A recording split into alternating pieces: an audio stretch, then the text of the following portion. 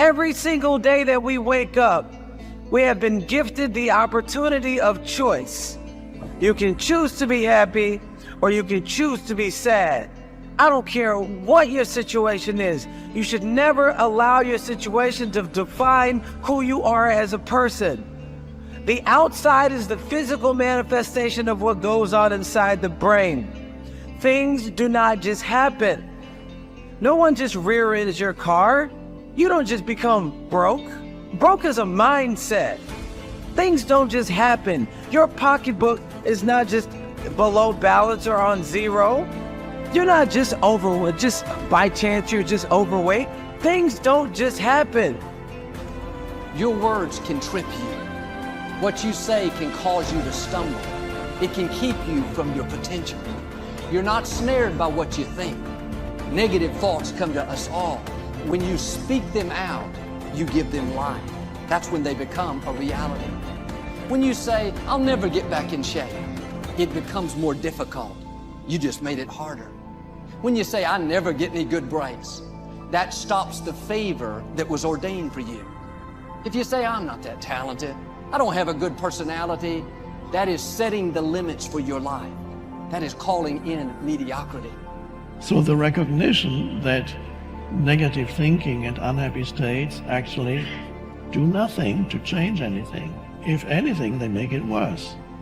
So if there's enough awareness and you can suddenly look at that, and then you can ask yourself from the deeper perspective of awareness, do I want to continue to think these thoughts? Is that helpful or good? Do I really want that?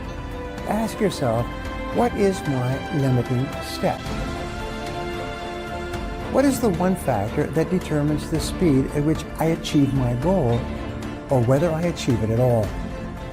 Once you've answered this question, you can move on to making a plan for how to accomplish your goals by eliminating this limiting factor. Your ability to identify your limiting step is one of the best demonstrations of your intelligence, and your capacity to eliminate this limiting step is one of the best demonstrations of your overall competence in achieving anything you want. It's our thoughts that are manifesting this world. Now you could say that's a spiritual thing, and now I say not only is it spiritual, now it is fundamental basic science of the universe. And it says then the thoughts are creative. Well, if the thoughts are creative, then who is having the thought? And you start to realize, I'm having the thought. Well, then the truth is simple. As Richard Conn Henry said, you are creating this world with your mental activity and your spirituality combined. And then all of a sudden it says, well, then if I'm creating the world, then my original belief that when things didn't go right, I was a victim. The universe wasn't supporting me. You know, it's like, oh, I try so hard and the universe is not giving me things. It turns 180 degrees around. And it basically says this: we are creating this world. And then I say your mind is creating this world. Although you cannot change conditions or circumstance, you don't have to let them control you. We can't control what's going on outside, but we can control what's going on inside. You know, and unfortunately, I don't think many of us have been raised to really understand that. And it's a lack of understanding that's causing all our problems. We are the only creature on the planet that's totally disoriented in our environment. All the little squirrels, the birds, all the animals are completely at home in their environment. They blend in. You and I are totally disoriented in our environment. We've been given the mental faculties to create our own environment. However, we go right through school and we've never learned that. We have higher faculties, and the average person has no knowledge of how to operate with them, how to develop them. We have perception, the will, reason, imagination, memory, and intuition. Now, those mental faculties, they're not just words, they're actually mental faculties that we can use to take control over our world and to create the environment that we want. But unfortunately, we grow up, we don't know that. We've been raised to live through by what we see, hear, smell, taste, and touch. Our physical senses. And we've been raised to be controlled by what's going on outside.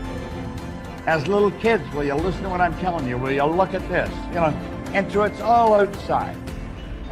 We get our report card, and that tells us what kind of student we are. But it really tells us where our mind was at for a few minutes 3 weeks ago. Got nothing to do with who we are.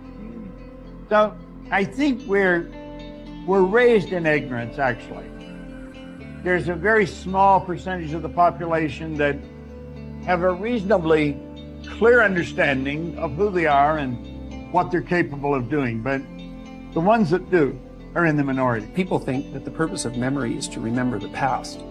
And that's not the purpose of memory. The purpose of memory is to extract out from the past lessons to structure the future. And that's the purpose of personal memory. And so you're done with a memory when you've extracted out the information that you can use to guide yourself properly in the future. So if you have a traumatic memory, for example, that's really obsessing you, if you analyze that memory to the point where you figured out how you put yourself at risk and you can determine how you might avoid that in the future, then the emotion associated with that goes away. So memory has a very pragmatic function.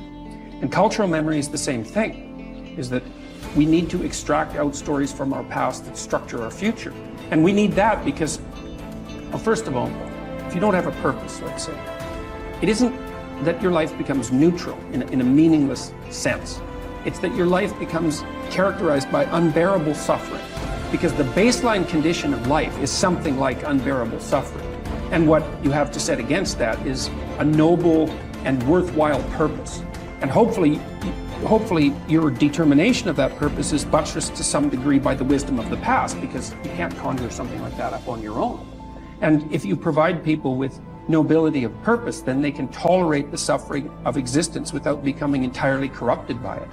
And cultures that don't do that, it isn't even so much that they die, it's that cultures that don't do that are dead. They're done. They don't have a story anymore.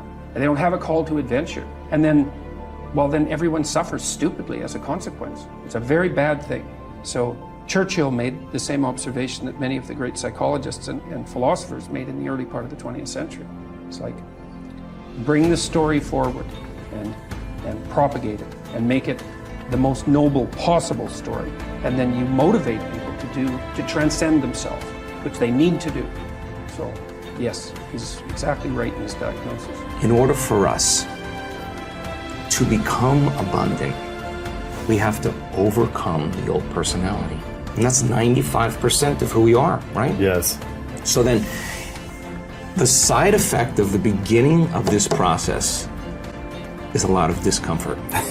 It is a lot of discomfort because you're stepping outside the known into the unknown, and now you can't predict. It's scary. No, you'd rather hold on to your lack. The pain, and the suffering. Rather tell the story of that. At least it makes you feel something that's familiar. Mm-hmm. When you step outside and you're saying, I'm not going to complain about money any longer. I'm not going to complain about I don't have any. I'm not going to judge other people who do. I'm not going to say I can't. I'm not worthy. It's never going to work. All those things got to go. I'm not going to feel lack. I'm not going to feel unworthy. I'm not going to feel separation. I'm not going to feel resentment. These are the things that are keeping my reality the same. Now it's no longer about abundance, it's about who you become. Mm-hmm. The most successful people are long-term thinkers. They look into the future as far as they can to determine the kind of people they want to become and the goals they want to achieve.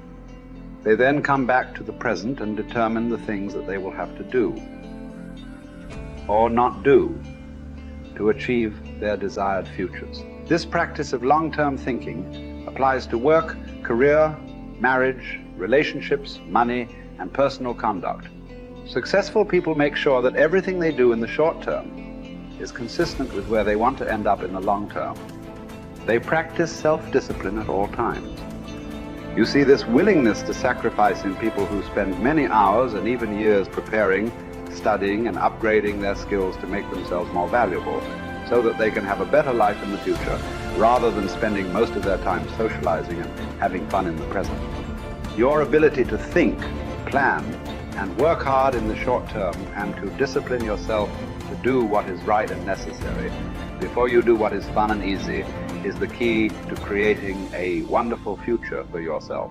Your ability to think long term is a developed skill. As you get better at it, you become more able to predict with increasing accuracy.